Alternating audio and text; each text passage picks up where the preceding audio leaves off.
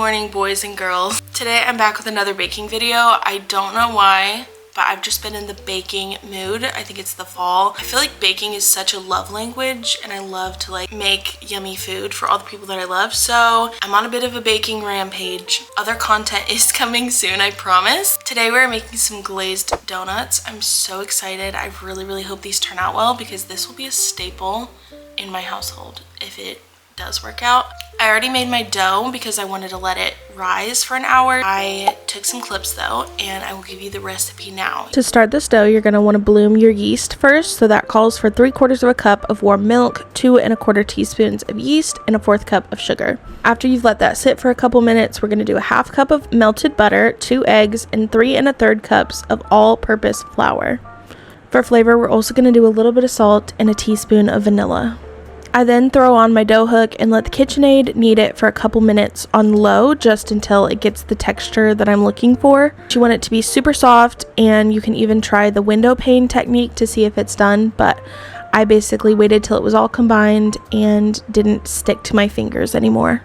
After my dough is done, I'm going to let it rise for 1 hour with a little bit of plastic wrap on top and just let it double in size. I haven't used plastic wrap in my other recipes that I do doughs, and I've noticed that they've been getting a little bit dry and tough, and I think the plastic wrap is really essential for creating the heat, the moisture, and allowing it to rise properly. So if I've said in the past to just do a towel, depending on the recipe, obviously, I would go ahead and do plastic wrap too, just to be careful and it doesn't hurt. So now I'm gonna roll out my donuts and cut them into the shapes that I want. You don't need the special cutters and all that stuff to make good looking donuts. Today I'm using just a cup, and this is the tip of an icing bag, and we can use whatever the hell we want, okay? I doubt that your grandma had Gordon Ramsay's freaking baking line. I don't even know if he has a baking line, but you know what I mean. Just use what you have.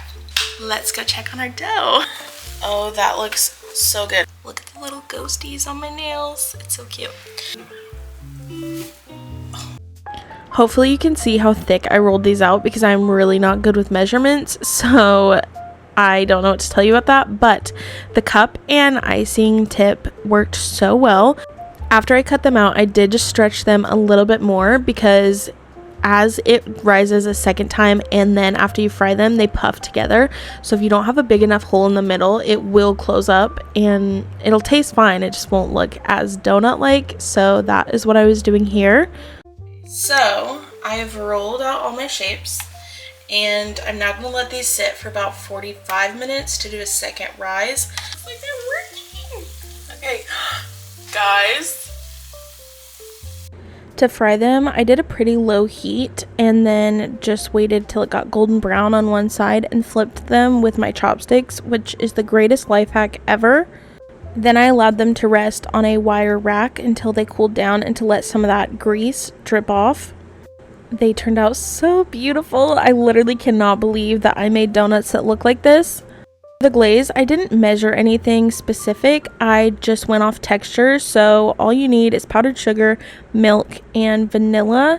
Okay, so we have fried all of our donuts. I let them cool a little bit just so they're not like blazing hot. I'm now going to coat all of my donuts in this and then put them on a wire rack so that all the extra icing can fall off. And then I'm gonna let them sit for a while just so the glaze can harden and get that like Krispy Kreme bite. You know how it kind of like flakes off. If I have one recommendation, it is to use the chopsticks to do the glaze as well because my fingers were so unbelievably sticky. But this is what they look like after they were all done getting glazed. Whoa.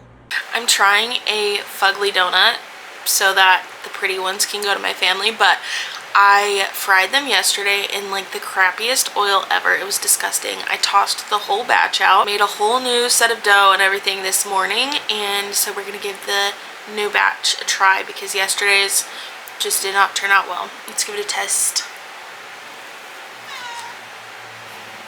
That is the softest donut. This is so much better than yesterday. I'm so glad I remade these because now I can tell you guys that this recipe really does smack. I highly recommend this. But thank you so much for baking with me again. I have so much fun making these videos. I hope you like this recipe. Let me know what other things that we should try and make in the comments below. Don't forget to subscribe. I post every single Friday and I post tons of baking things, tons of vlogs. So don't forget to subscribe and I will see you guys next time. Bye guys.